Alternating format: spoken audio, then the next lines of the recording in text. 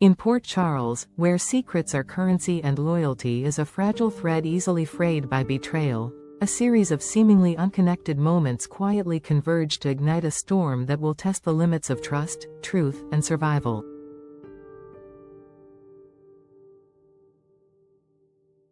The city's polished surface is once again shattered by truths too long buried, and by those who can no longer remain silent.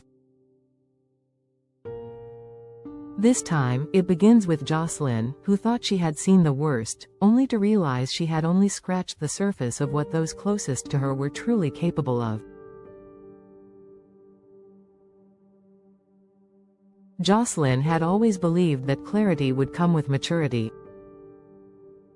After everything she had endured, from Oscar's death to Dex's betrayal, she thought she had grown into someone who could spot deception before it claimed her heart again. But nothing could prepare her for the blow that came without warning. In the span of a single afternoon, a series of digital files, some encrypted, others casually left behind on a shared hard drive, revealed a disturbing pattern of surveillance footage. What unsettled her most wasn't the footage itself, but who had kept it, who had studied her movements, and how long it had gone on. These weren't just fragments from security cameras around town. These were private, personal, deliberate, and worst of all, someone she trusted had not only known about it, but had authorized it. The weight of the discovery threatened to collapse her entirely. Meanwhile, Portia was making her own stand. In the past, she had been accused of retreating into passivity when things became difficult, of letting others fight the battles she should have led. But not this time. Not when it came to her daughter's safety. Not when she had every reason to believe that the corruption she'd worked so hard to keep out of her family was inching its way back through a door left carelessly ajar.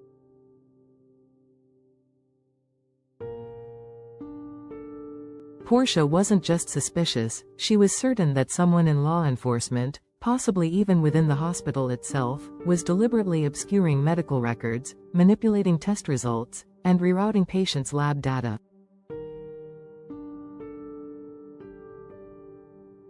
She had uncovered enough inconsistencies in the pathology logs to convince her that someone powerful was hiding something. She began compiling her evidence, one anomaly at a time, determined not only to confront it but to expose whoever had tampered with the truth. Her professional instincts screamed caution. Her maternal instincts demanded war. Elsewhere in the city, Dante was preparing to close out a long and fruitless investigation, one that had haunted him from the moment the initial reports came in. A string of seemingly unrelated disappearances had left more questions than answers, and he had resigned himself to classifying it all under unresolved. But fate, as it often did in Port Charles, had other plans. A routine call to inspect a break-in at a vacant property led Dante into a decaying townhouse slated for demolition. What he saw there stopped him cold. Scattered across the floor were dozens of photographs, some old, some new, but each connected by one alarming detail. Every person photographed had disappeared in the last 3 years. Every victim had ties to the same set of names. But it was the final photo that made Dante's stomach turn. It was of Josslyn, taken just days before. The angle, the proximity, it was clear. Someone had been watching her. closely. Recently. And possibly planning something worse. At the same time, Anna was circling her own suspicions like a predator in the dark. Though she remained publicly supportive of Carly's independence and business ventures, a part of her never stopped questioning how someone with Carly's reputation and history could so frequently emerge unscathed from deeply chaotic situations.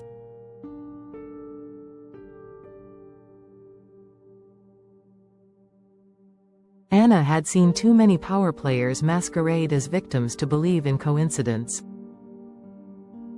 With Josslyn now operating in morally gray territory again, Anna decided it was time to quietly revisit some of Carly's activities, especially those tied to the Metro Court, where a recent spike in off-the-record meetings had drawn the wrong kind of attention.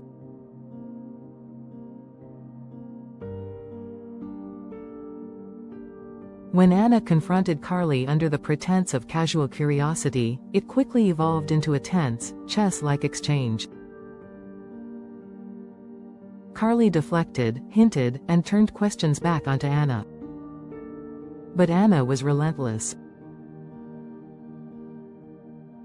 She needed to know if Carly was shielding someone, or worse, coordinating with a faction the WSB hadn't fully neutralized.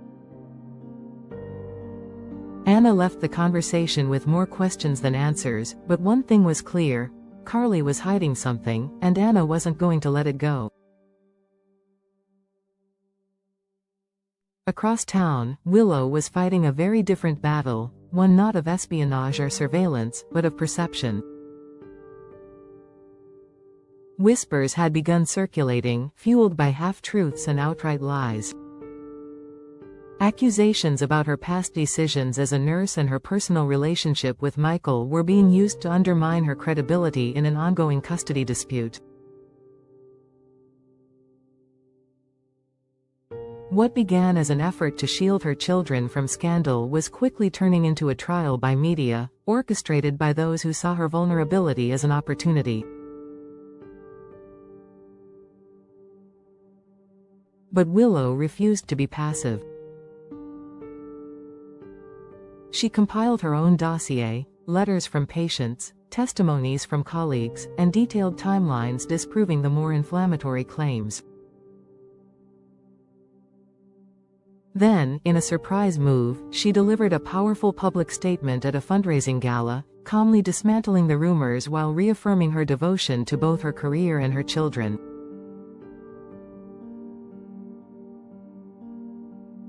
It wasn't just a defense. It was a declaration: she would not be erased by shadows or lies. As the week unfolded, the threads between these stories began to tighten. Josslyn, reeling from the discovery of her surveillance, turned to Dante, only to learn that he too had found evidence she was being watched. When Dante showed her the photographs, her knees nearly gave out. One image was from a secluded stretch of beach only she and Dex had ever visited. Another was from her grandmother's garden. Someone had been tailing her for months. But who? Portia's investigation into the altered medical records revealed a disturbing connection. The tampered files? Many belonged to the same individuals whose photos were in Dante's case. Whatever was happening, it wasn't random. There was a method, and it stretched through medicine, law enforcement, and personal lives in chilling synchronicity. Carly, cornered by Anna's silent probing, sought out Josslyn, not for strategy, but for protection. She knew Anna's instincts were rarely wrong, and she feared what might surface if the full truth came to light. Because somewhere in the tangled web of alliances, an old favor she had once called in, an off-book rescue from a WSB outpost, was now resurfacing. If traced back to her, it wouldn't just cost her the Metro Court.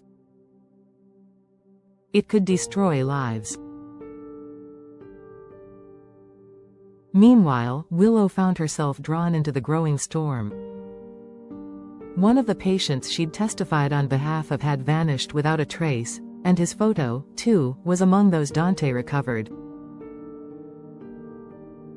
The deeper she looked, the more clear it became. Someone was targeting the vulnerable, the isolated, and those tied, directly or indirectly, to recent WSB Black operations.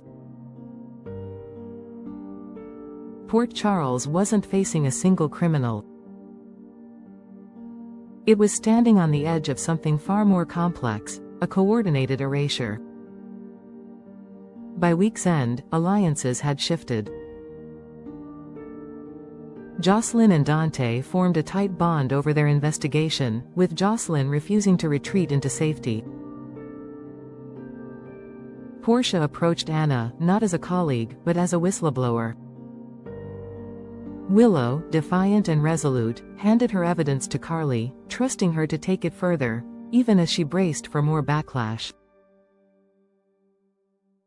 And Carly, usually the last to show vulnerability, quietly handed everything to Jason with a single instruction: find who did this before they get to anyone else. In Port Charles, danger doesn't knock. It seeps in slowly, like poison. And now, the poison had a name, a pattern, and a purpose. What none of them yet understood was that the key to unraveling it all was hidden in a single, overlooked recording, one that captured a voice no one expected to hear again. But someone had pressed record, and someone else had begun to listen.